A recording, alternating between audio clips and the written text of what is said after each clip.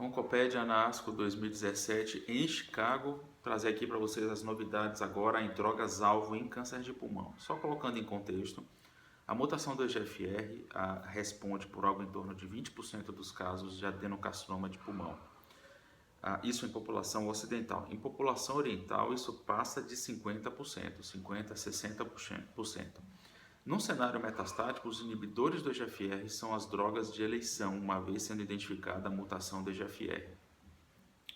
E aí, o que foi feito, foi apresentado aqui nesse congresso. Será que aqueles pacientes com mutação do EGFR, operados estadios 2 e 3, eles se beneficiariam em comparação à quimioterapia dessas medicações anti-EGFR em comparação à quimioterapia? Vamos discutir um pouquinho sobre isso então. Então, esse foi um trabalho importante da adjuvância do gefitinib versus quimioterapia em um cenário de estádio 2 e 3. Foram avaliados aí 222 pacientes, todos orientais.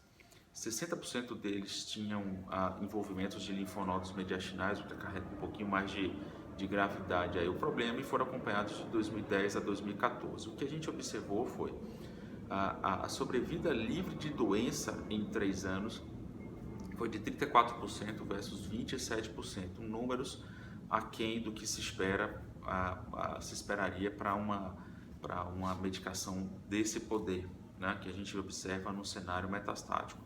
Mas e uma sobrevida livre de doença mediana de 28 versus 18, uma redução, significa uma redução de 10 meses e uma redução do risco de 40%. Mas a grande crítica que se fez a esse trabalho foi que os indivíduos estádios 2 e 3 têm indicação de quimioterapia e eles não receberam.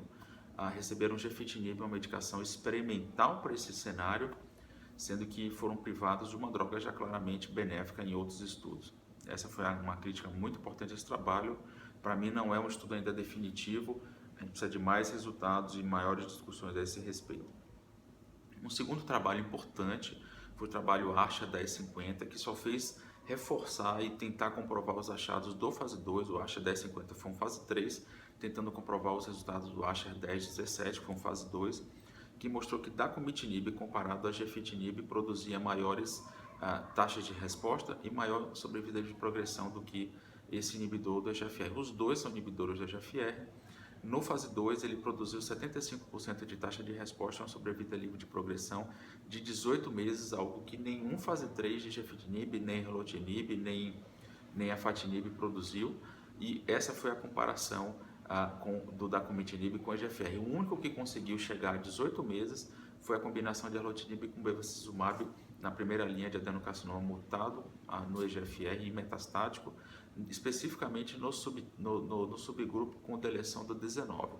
Então, esse estudo ASHA 1050 teve uma taxa de resposta de 74 versus 71, 1% abaixo do que encontrado no fase 2, e o grande objetivo dele, do que teria poder estatístico, foi se ele conseguisse uma sobrevida livre de progressão de 14 meses em comprovação, nesse fase 3. Ele alcançou esse objetivo, chegou a 14,7, lembrando que no fase 2 foi de 18 meses, aqui no fase 3 foi 14,7 versus 9,2, o que bate perfeitamente com o que já vinha sendo encontrado com gefitinib nos outros estudos fase 3 nesse cenário de primeira linha. Então ele aumentou aí em 6 meses praticamente, em 6 meses, 6,5 meses, a sobrevida de progressão, reduzindo em 41% a chance de progressão de doença em comparação a gefitinib, sendo que em 2 anos, 30 versus 9% ainda estavam em resposta com dacomitinib em comparação a gefitinib. Os resultados são pujantes, mas esse é um efeito, essa é uma droga que tem seus efeitos colaterais, e 66% desses pacientes precisaram de redução de dose com dacomitinib versus 8% do grupo gefitinib. Ok, gente, próximo vídeo vai ser sobre o importante estudo o estudo ALEX, comprovando os resultados do J-ALEX em pacientes com translocação do ALK e com adenocarcinoma. Fique com a gente.